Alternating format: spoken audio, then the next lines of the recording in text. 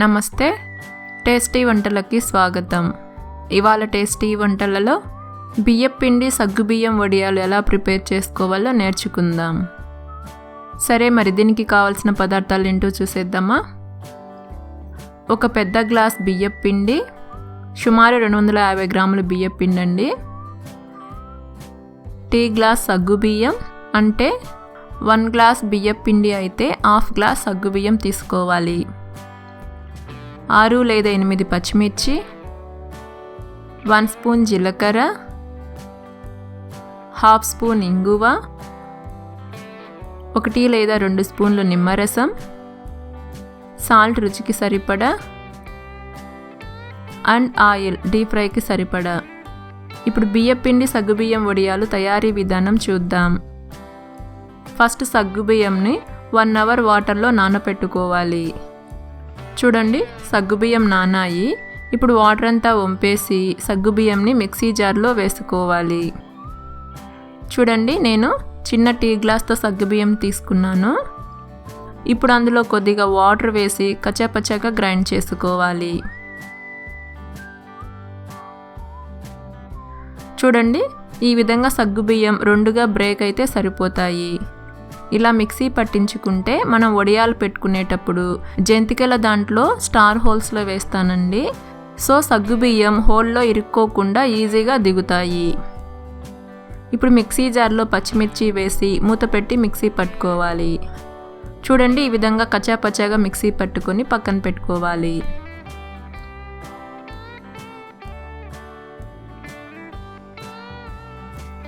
తర్వాత ఒక పాత్రలో 2 గ్లాసులు వాటర్ వేసుకోవాలి. నేను ఈ గ్లాస్తో 1 గ్లాస్ బియ్యపిండి తీసుకున్నానండి. 1 గ్లాస్ బియ్యపిండికి 4 గ్లాసులు వాటర్ తీసుకోవాలి. మీరు ఏ గ్లాస్తో బియ్యపిండి తీసుకున్నారో ఆ గ్లాస్తో 4 గ్లాసులు వాటర్ తీసుకోవాలి. సో నేను ఇక్కడ సగ్గుబియ్యం ఉడికించుకోవడానికి 2 గ్లాసులు వాటర్ వేసాను. ఇంకో 2 గ్లాసులు బియ్యపిండిలో కలుపుతానండి. ఇక్కడ చూపిస్తున్నది పెద్ద గ్లాస్తో బియ్యపిండి తీసుకున్నానండి. చిన్న టీ గ్లాస్తో సగ్గుబియ్యం తీసుకున్నాను. ఇప్పుడు వాటర్ తెల్లే వరకు మరిగించుకోవాలి. చూడండి, వాటర్ తెల్లుతుంది.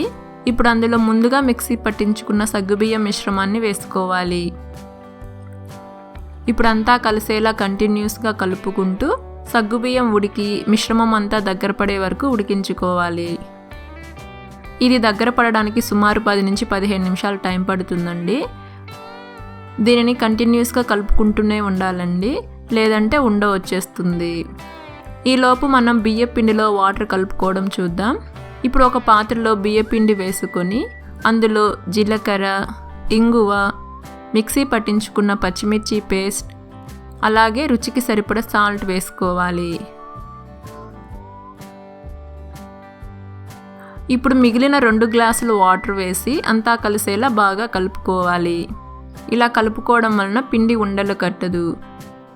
అదే మనం డైరెక్ట్గా బియ్యపిండిని సగ్గుబియ్యం మిశ్రమంలో వేస్తే పిండి ఉండలు వస్తుంది.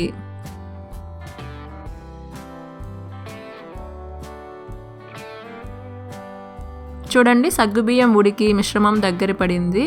ఈ విధంగా దగ్గర పడితే సరిపోతుందండి. ఇప్పుడు మనం ముందుగా కలుపుకున్న బియ్యపిండి, పచ్చిమిర్చి, జీలకర్ర మిశ్రమాన్ని కొద్దిగా ఒక చేతితో వేసుకుంటూ ఇంకొక చేతితో తిప్పుకుంటూ ఉండాలి. అంతా ఒకేసారి వేస్తే ఉండలు వస్తాయండి.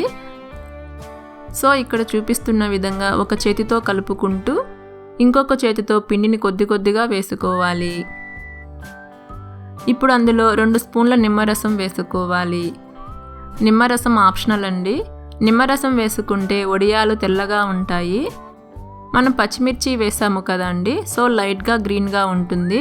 నిమ్మరసం వేసుకుంటే కలర్ చేంజ్ అవ్వకుండా వైట్గా ఉంటాయి. ఇప్పుడు అంతా కలిసేలా కంటిన్యూస్గా కలుపుకుంటూ ఈ మిశ్రమం దగ్గర పడే వరకు ఉడికించుకోవాలి. దీనిని మనం కలపడం ఆపేసామంటే ఉండలు కడుతుందండి. సో కంటిన్యూస్గా కలుపుకుంటూ దగ్గర పడే వరకు ఉడికించుకోవాలి. చూడండి, బియ్యపిండి మిశ్రమం దగ్గర పడింది. ఇది చల్లారే కొద్దీ ఇంకొంచెం గట్టిగా అవుతుందండి. సో బియ్యపిండి మిశ్రమం ఈ విధంగా దగ్గర పడితే సరిపోతుంది. ఇప్పుడు స్టవ్ ఆఫ్ చేసి ఈ మిశ్రమాన్ని గోరువెచ్చగా చల్లారి పెట్టుకోవాలి. వడియాలను పిండుకునే ముందు క్లాత్పై చేతితో లైట్గా వాటర్ చల్లి వడియాలను పిండుకోండి. ఇప్పుడు జంతికలు వేసుకునే గొట్టం తీసుకొని సింగిల్ స్టార్ ఉన్నది తీసుకొని ఇక్కడ చూపిస్తున్న విధంగా సెట్ చేసుకోవాలి.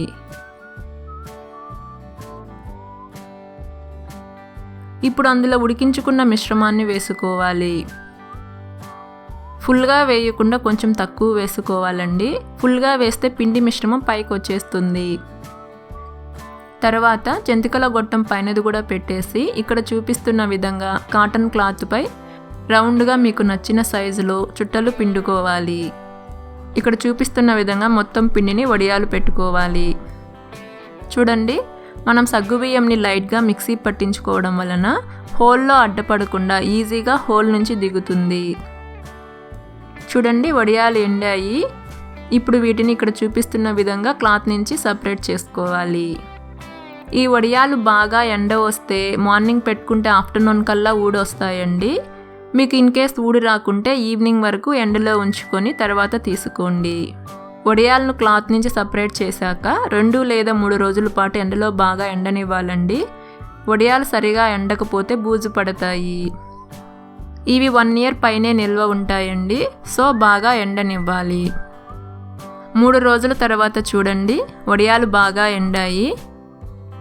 వీటిని మూత టైట్గా ఉన్న డబ్బాలో స్టోర్ చేసుకుంటే 2 years వరకు పాడవకుండా ఉంటాయి. ఇప్పుడు వీటిని ఆయిల్లో డీప్ ఫ్రై చేసుకోవడం చూద్దాం. కడాయిలో ఆయిల్ వేసి బాగా వేడి చేసుకోవాలి. ఆయిల్ ఫుల్గా వేడయ్యాకే మనం వడియాలు వేసుకోవాలి. చూడండి, ఆయిల్ బాగా వేడైంది. ఇప్పుడు వడియాలను తీసుకొని ఆయిల్లో వేసి మీడియం హీట్లో ఉంచి ఫ్రై చేసుకోవాలి. చూడండి, ఇక్కడ చూపిస్తున్న విధంగా వడియాలను ఫ్రై చేసుకోవాలి. చూడండి, ఇవి ఎంతో క్రిస్పీగా వచ్చాయి. చూసారు కదండి, బియ్యపిండి సగ్గుబియ్యం వడియాలను ఎలా ప్రిపేర్ చేసుకున్నామో.